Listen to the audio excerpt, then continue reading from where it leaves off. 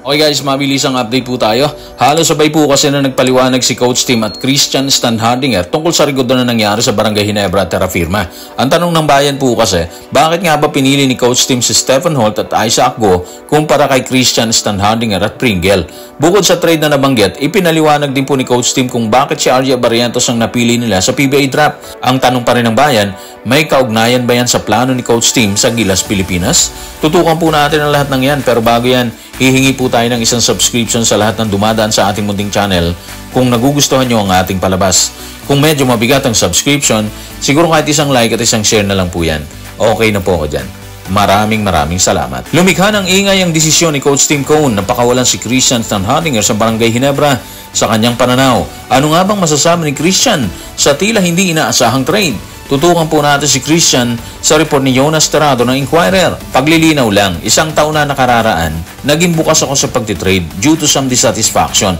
Gayunpaman, pagkatapos kong maglaro na isang buong season, desidido na akong manatili sa Ginebra. So guys, siguro nabasa nyo na rin yung buong pahayag ni Christian, di ba? Mahaba siya at base sa kanya, nagulat siya sa decision ni Coach Tim. Parang sa tingin natin, hindi niya inaasahan na ililipat siya patungo sa Terra Firma mula sa Barangay Ginebra. Okay, ando na tayo sa sinasabi niya na dati, dissatisfaction.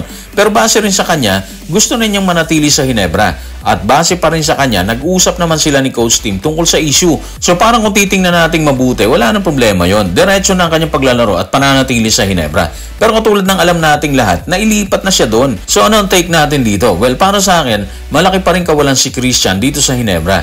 Yung last conference nila halos ang lalaki ng kinamadan niya doon. Kaya parang hindi mo talaga iisipin na maililipat siya doon. Hindi kasi siya nawala ng production sa huling kampanya ng Gene Kings Anyway, alam naman natin na walang permanente sa PBA like sa kaso ni Johnny A.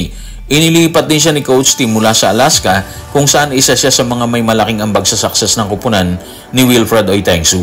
Base sa kanyang pahayag, hindi may kakailang nabigla si C-Stand sa desisyon ng kanyang dating coach. Bunga niyan, kaagad ding nagpaliwanag si Coach Tim tungkol sa issue. Narito ang kanyang pahayag. Tutukan natin si Coach Tim sa report ni Richard D. ng The Manila Times. Magaling na player si Christian at kaya niyang gawing contender kaagad ang Terra Firma. Samantala, itutuloy naman namin ang pag-rebuild ng koponan kasama ang mga mas batang players. Wala akong ibang masasabi kung hindi magagandang bagay tungkol kay Christian. Isa siya sa mga pinaka-professional na players na nakasama ko. Nagtatrabaho talaga siya ng gusto. Okay, so ang main reason kung sisilipin nating mabuti, mas gusto ni Coach Tim ng mas batang players. Mas pinabata niya ang kanyang kupunan sa ngayon kasi nakuha din nila si RJ Barrientos. Tama din naman yung sinabi ni Coach Tim na kayang buhatin ni C-Stand ang Terra Firma. Kasi malakas na player naman si Christian Patunay ang kanyang huling kampanya sa Jeans.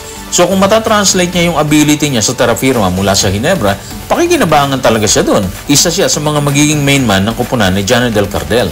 Hindi na tayo magugulat kung umarangkada siya doon at gabayan ng kanyang team kasama si Stanley Pringle at ang iba pang players ng Terra Firma.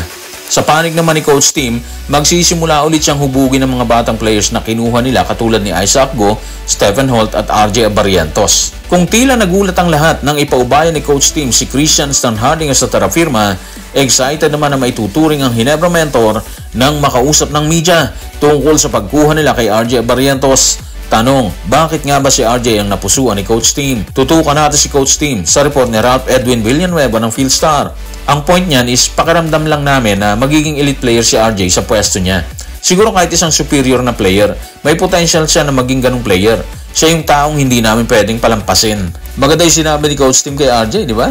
Well, para sa akin, wala nang dapat pagtalunan kay RJ Barrientos. Yung achievement niya sa KBL, yung pagiging Rookie of the Year niya doon, yung kalmado niyang pagdadala ng bola sa gilas kalaban ng Serbia na muntik na nating talunin kahit mga batang players sila noon, iba po yun. Wala nang dapat patunayan at siguro pagtalunan para kay RJ Barrientos. Magagamit talaga siya ng maayos sa Ginebra kapalitan si Scotty Thompson. Pero alam niyo ba na hindi lang sa Ginebra ang posibleng target dito ni Coach Tim kaya nila kinuha si RJ Barrientos? Walang usap-usapan kasi ngayon dito sa SOCMED, posibleng ipasok ni Coach Tim si RJ sa Gilas program kung saan meron siyang 4 na taong programa. Pwede, di ba? Lalo na ngayon, malimit may problema si Scotty sa likod. Hindi siya makasama sa Gilas. So magandang option talaga si RJ kung sakali kasi may experience na siya dito sa Gilas Pilipinas. Matigas na yung buto niya kung international competition ang pag-uusapan. Kaya para sa akin, win-win situation yon, hindi lang sa Ginebra, kundi maging sa Gilas Pilipinas. So guys, maraming salamat.